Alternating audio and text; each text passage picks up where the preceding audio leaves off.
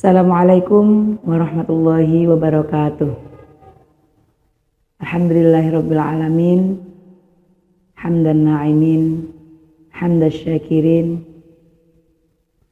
Assalatu wassalamu ala asyrafil anbiya'i wal mursalin sayyidina wa maulana Muhammadin wa ala alihi wa ashabihi ajma'in. Amma ba'd.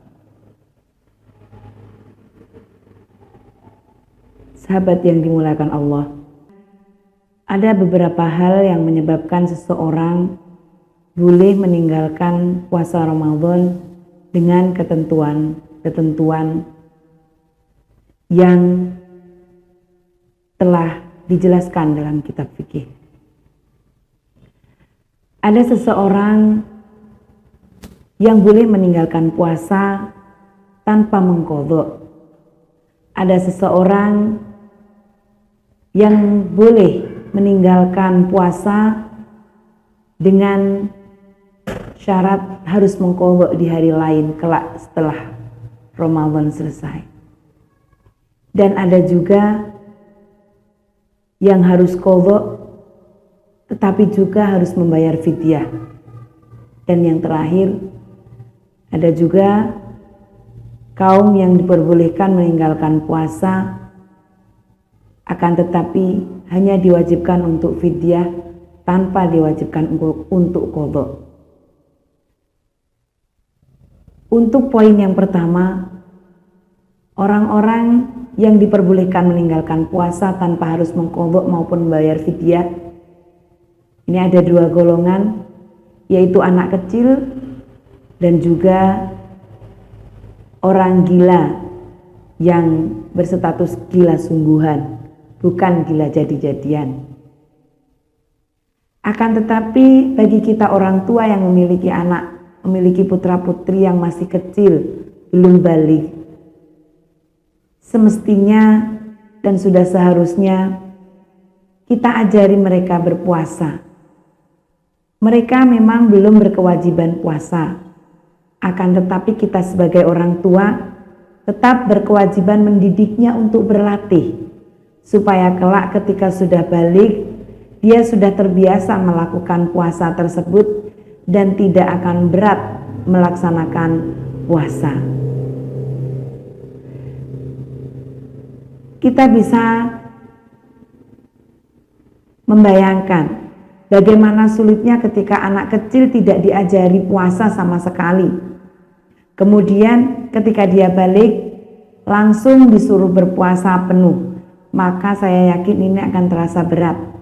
Sebagaimana sholat, yang mana anak kecil juga belum berkewajiban sholat, tapi kita sebagai orang tua tetap berkewajiban mendidiknya, melatihnya, membiasakannya sholat 5 waktu, sehingga ketika sudah balik mereka sudah terbiasa dan tidak kaget lagi dengan kewajiban tersebut. Oleh karenanya, semangat untuk para orang tua yang memiliki putra-putri, utamanya yang sudah menjelang balik. Berikan motivasi kepada mereka untuk belajar berpuasa sehingga ketika nanti masuk pada usia balik sudah terbiasa dan tidak berat lagi. Yang kedua, golongan orang yang boleh meninggalkan puasa hanya diwajibkan untuk mengqadha saja. Yakni ada beberapa golongan. Yang pertama, seorang perempuan tidak berpuasa karena haid, seorang perempuan yang tidak berpuasa karena nifas atau melahirkan. Yang ketiga, seorang yang pura-pura gila, artinya gilanya bukan gila tingkat tinggi lah ya istilahnya. Ya itu. Kemudian yang keempat adalah orang yang sakit yang masih diharapkan nanti setelah Lebaran, setelah selesai Ramadan, dia sekiranya dia mampu untuk membayarnya. 4 golongan ini tergolong orang-orang yang diperbolehkan meninggalkan puasa dengan syarat mengqadha di hari lain nanti setelah selesai Ramadan. Kemudian yang ketiga, orang yang diperbolehkan meninggalkan puasa dan harus membayar fidyah, tidak diwajibkan mengqadha puasa, tapi hanya harus membayar fidyah saja. Siapa mereka? Yang pertama, mereka adalah golongan orang tua renta, seperti juga misalkan sangat tua, sudah sangat rapuh. Biasanya dia, orang tua ini sudah tidak kuat lagi menahan lapar dan haus, sehingga jika berpuasa justru akan membahayakan dirinya. Maka mereka yang seperti ini tergolong orang yang tidak diwajibkan berpuasa, tidak diwajibkan mengqadha, tapi harus membayar fidyah. Yang kedua yang membayar fidyah ini tanpa mengqadha puasa adalah orang yang sakit, yang kesembuhannya tidak bisa diharapkan. Misalkan ada orang yang sudah sekarat, sudah posisi koma, dan ini sudah tidak lagi diharapkan kesembuhannya.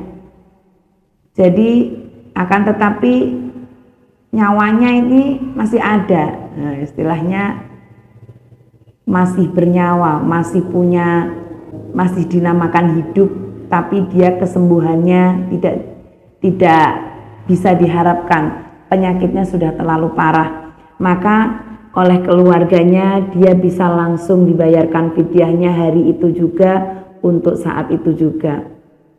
Karena fidyah ini bisa dibayarkan langsung di hari itu atau nanti setelah puasa Ramadan selesai.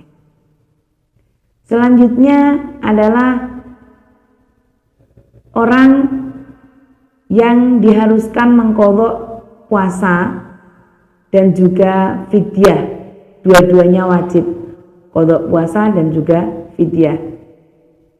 Ini adalah orang yang hamil, ya, orang keadaan hamil atau menyusui, orang yang dalam keadaan hamil atau menyusui ini boleh meninggalkan puasa.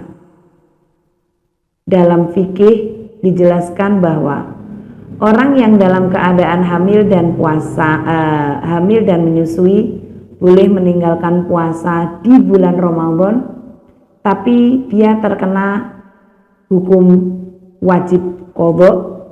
Bahkan ada yang wajib qadha dan juga wajib membayar fidyah. Orang hamil ini, hamil atau menyusui, kalau dia khawatir akan dirinya sendiri, takut dirinya lemah, kok kemudian dia mokel, dia berbuka, maka dia wajib membayar qadha saja. Atau dia khawatir pada dirinya sendiri dan juga bayinya, dia sendiri kurang sehat, dia sendiri kurang terlihat lemah ketika puasa sambil menyusui ataupun puasa sambil hamil itu tadi. Dia kondisinya lemah dan tidak kuat berpuasa, mengkhawatirkan pada dirinya sendiri dan juga takut bayinya nanti terganggu, baik yang dalam keadaan menyusu atau yang di dalam kandungan. Maka dia juga hanya diwajibkan mengqadha puasa saja. Tapi berbeda jika seorang ibu hamil ataupun menyusui ini mengkhawatirkan hanya kepada bayinya saja, baik bayi yang masih ada dalam kandungan ataupun bayi yang masih menyusu itu tadi. Sedangkan dia yakin bahwa dia sendiri itu baik-baik saja. Maka kalau dia mengkhawatirkannya hanya pada bayinya, maka dia dikenai kewajiban dua, yaitu wajib membayar fidyah dan juga wajib mengqadha puasa. Jadi sangat salah apabila seorang hamil atau menyusui beranggapan aku boleh tidak puasa dan kewajibanku hanya membayar fidyah saja. Ini tidak benar ya. Yang benar kalau dia mengkhawatirkan dirinya sendiri dan juga anaknya, dia hanya wajib qadha. Tapi jika dia mengkhawatirkan hanya bayinya saja, sedangkan dirinya merasa baik-baik saja, dia justru terkena kewajiban dua, yaitu mengqadha puasa dan juga membayar fidyah. Mudah-mudahan bermanfaat apa yang saya sampaikan, baik untuk diri saya sendiri ataupun panjenengan sedaya. Cukup sekian dari saya. Wallahul muwaffiq ila aqwamit thoriq. Wassalamualaikum warahmatullahi wabarakatuh.